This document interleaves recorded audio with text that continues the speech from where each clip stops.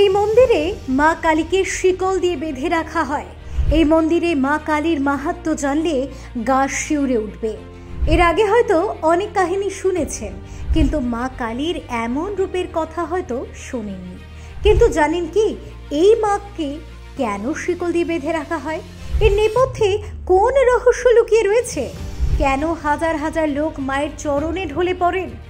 আসুন, আমাদের এই ভিডিওর মাধ্যমে আজ আপনাদের এমন এক মন্দিরের কাহিনী শোনাবো, যে কাহিনী শুনলে গায়ে কাঁটা দেবে আপনার। দেখুন, বাংলা জুড়ে ডাকাত দল আর তাদের কালী পুজোর গল্প নেহাত কম নেই। এমন ডাকাত কালী পুজোর প্রচলন আছে গ্রাম বাংলা এবং শহর জুড়ে। অজস্র পুরনো গল্প থেকে জানা যায়, ডাকাতদের একমাত্র পূজিতা দেবী ছিলেন কালী। সেসব কুখ্যাত ডাকাতদের কালী পুজো কিন্তু আজও হয়ে আসছে রাজ্যের বিভিন্ন জায়গায়। সেরকমই এক কালীর পুজো হয় খাস কলকাতা শহরের বুকেই। জানতেন? দক্ষিণ কলকাতার চেতলায় হয় এমনই একটি পুজো। শোনা যায় তার সঙ্গে জড়িয়ে রয়েছে তারকেশ্বরের দুই কুখ্যাত ডাকাত নীলু ও ভুলুর নাম। তবে যে বিষয়টি সব মানুষকে অবাক করে তা হলো, চেতলা বাজার সংলগ্ন এই কালী মন্দিরে সূর্য কালী প্রতিমা বাঁধা থাকে লোহার শিকল দিয়ে। এই মন্দির কবে ও কার হাতে প্রতিষ্ঠিত হয়েছিল সে ধারণা কারো কাছেই আজও পর্যন্ত স্পষ্ট নয়। তবে যেহেতু মন্দিরটির নাম ডাকাত কালী মন্দির, তাই অনুমান করা হয় কোনো ডাকাতই এর প্রতিষ্ঠা করেছিল। লোকবিশ্বাস বলে, এখানকার মা কালী খুবই চঞ্চল। দেবী নাকি চলাফেরা করে বেড়াতেন, তাই এই মন্দিরে মা কালীকে মোটা লোহার শিকলে বেঁধে রাখা হয়। আর দেবীকে নাকি এভাবে বেঁধে রেখেছিলেন ডাকাতেরাই। অনেকে বলেন এখানে নাকি নীলু ও ভুলু নামে দুই ডাকাত ছিল। কোনো এক কালে সারদা দেবী যখন তারকেশ্বরের পথে যাত্রা করছিলেন, তখন তাকে অপহরণ করে এখানে এনে বন্দি করে রাখা হয়েছিল। তারপরেই নাকি সারদা দেবীর মধ্যে তারা মা কালীর দেখা পান। অভিভূত ডাকাতেরা সারদা দেবীকে ছেড়ে দেন তখনই। সেই থেকে বিশ্বাস, এই মন্দিরের সঙ্গে সারদা দেবীর একটি যোগসূত্র আছে। প্রসঙ্গত উল্লেখ্য, দেবী কালীকে হিন্দু ধর্মে শক্তির দেবী হিসেবে পুজো করা হয়। কালী একদিকে যেমন ধ্বংস ও ধ্বংসাত্মক শক্তির প্রতীক, অন্যদিকে তার মাধ্যমে সৃষ্টির নতুন পথও খুলে যায়।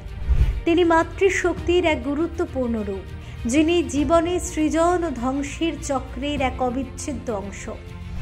কালীদেবী সাধারণত কৃষ্ণবর্ণ, ভয়ঙ্কর রূপ, হাতে মুন্ড এবং গলায় মানব মুন্ডের মালা পরিহিতা এবং মুখে তীব্র হাসি নিয়ে উপস্থাপিত হন। তার উপস্থিতি এবং শক্তি প্রতীকীভাবে পৃথিবী এবং জীবনের বিভিন্ন অঙ্গের উপর নিয়ন্ত্রণ রাখে। দেবী কালীকে পুজো করার প্রথা অত্যন্ত প্রাচীন। ভারতের বিভিন্ন অঞ্চলে, বিশেষ করে পশ্চিমবঙ্গ, অসম, বিহার, ওড়িশাতে কালী পুজো অত্যন্ত আধ্যাত্মিক এবং ধর্মীয় গুরুত্ব বহন করে। কার্তিক মাসের পূর্ণিমা রাতে কালী পুজো অনুষ্ঠিত হয়। এই দিনটি কালী দেবীর শক্তির পূর্ণ প্রকাশের দিন এবং ভক্তরা তার কাছে আশীর্বাদ প্রার্থনা করে।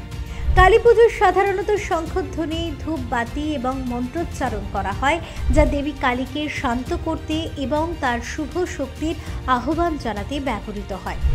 কালী পুজোয় মিষ্টি, ফল এবং অন্ন নিবেদন করা হয়। অনেক সময় তাকে অঙ্গীকার করা হয় নিজের সমস্ত অশুভ পাপী কর্ম থেকে মুক্তি লাভের জন্য। দেবী কালীকে সাধারণত এক ভয়ঙ্কর রূপে উপস্থাপন করা হয়। তার চেহারা, চুলে ক্ষতবিক্ষত মুন্ড এবং গলায় মানব মুন্ডের মালা তাকে এক শক্তিশালী শাসক এবং ধ্বংসাত্মক চরিত্র হিসাবে প্রকাশ করে। তবে তার এই রূপের আধ্যাত্মিক অর্থ অত্যন্ত গভীর। কালী দেবী তার শক্তিশালী অবস্থান এবং রাগের মাধ্যমে জীবনের সকল নেতিবাচক শক্তিকে বিনষ্ট করে এবং নতুন সৃজনশীলতার জন্ম দেয়। তিনি পৃথিবীর সকল অশুভ শক্তির বিনাশক এবং সত্য ও ন্যায়ের প্রতিষ্ঠাতা দেবী। কালী দেবীকে ভয়ঙ্কর মনে হলেও তার উদ্দেশ্য কখনোই কেবল ধ্বংস করা নয়, বরং জীবন ও প্রকৃতির পুনর্গঠন এবং সৃষ্টির দিকে পরিচালিত করা। দেবী কালীর রূপ এবং শক্তির সম্পর্ক জীবন এবং মৃত্যুর সঙ্গে। তাকে জীবনের জন্ম এবং মৃত্যুর মধ্যবর্তী শক্তি হিসেবে দেখা হয়। তার ক্ষমতা বিশ্ব ব্রহ্মাণ্ডের সমস্ত সৃষ্টি এবং ধ্বংসের জন্য দায়ী। দেবী কালী মৃত্যুর পরে পুনর্জন্মের ধারণার সাথে সম্পর্কিত, যেখানে ধ্বংসের মাধ্যমে পৃথিবীতে নতুন সৃজন ঘটে। এর ফলে দেবী কালীকে শুধুমাত্রই মৃত্যুর দেবী হিসেবে নয়, বরং সৃষ্টির দেবী হিসেবেও পুজো করা হয়। দেবী কালী শুধু একটি ধ্বংসাত্মক শক্তির প্রতীক তাই নন, তিনি একই সঙ্গে আত্মশুদ্ধিরও প্রতীক।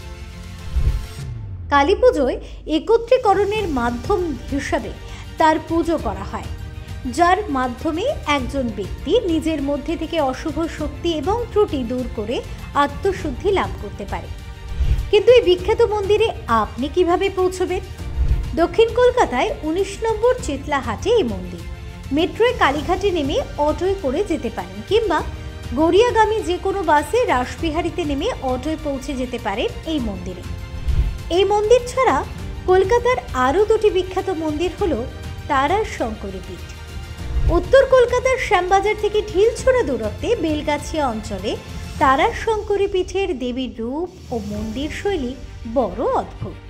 মায়ের চোখে উগ্রতা, দাঁত প্রকটভাবে দৃশ্যমান এবং রক্ত স্নাত। শুধু মা কালী নয়, সঙ্গে পূজিত কালভৈরব ও যশ মাধব। পুজোর নিয়মেও রয়েছে অদ্ভুত রীতি। তন্ত্রমতে সারা বছর পুজোর পাশাপাশি শ্মশানে চিতা পোড়ানো কাঠ জ্বলতে থাকে এখানে। মন্দির তৈরির সময় নাকি বারাণসীর মণিকর্ণিকা শ্মশান থেকে এক শতবার চিতার আগুন নিয়ে আসা হয়। সেই থেকে মন্দিরের গর্ভগৃহে সে আগুন নেভেনি। মায়ের ভিন্ন পুজোর রীতি ছাড়া পূজিত হন কাল ভৈরব। এই মন্দির নেপাল ব্যতীত ভারতের একমাত্র স্থান যেখানে কাল ভৈরবের মূর্তি রয়েছে। যে মূর্তি পুজো করা হয় তা নাকি ভারতের কোথাও নেই। চাইনিজ কালী মন্দির। সময়টা 1800 দশক। ভারতে আসতে থাকে চীনা নাগরিকরা। বসতি গড়ে ওঠে তপসিয়ার ট্যাংরা এলাকায়। বাঙালি সংস্কৃতির সঙ্গে মিলেমিশে যায় হিউয়েন সাংয়ের দেশের লোকেরা। বাঙালির পুজোগুলি থেকেও নিজেদের দূরে সরিয়ে রাখতে পারেননি তারা। ট্যাংরার চীনাপাড়াতে শুরু হয় কালী পুজো। নাম হয় চাইনিজ কালী মন্দির। এই মন্দিরের আকর্ষণ, মাকে ভোগে দেয়া হয় চাউমিন, স্টিকি রাইস, সবজি। এছাড়া অশুভ আত্মা দূর করতে হাতে তৈরি কাগজ পোড়ানো হয়। পুজোর সময় মন্দিরে এক বিশেষ ধূপকাঠি জ্বালানো হয়, যা চীনা ধূপকাঠি নামে পরিচিত। ভক্তি ভরে কমেন্টে লিখুন জয় মা কালী। ভিডিওটি শেয়ার করে সবার কাছে পৌঁছে দিন। চ্যানেলটিকে সাবস্ক্রাইব করে আমাদের পাশে থাকুন।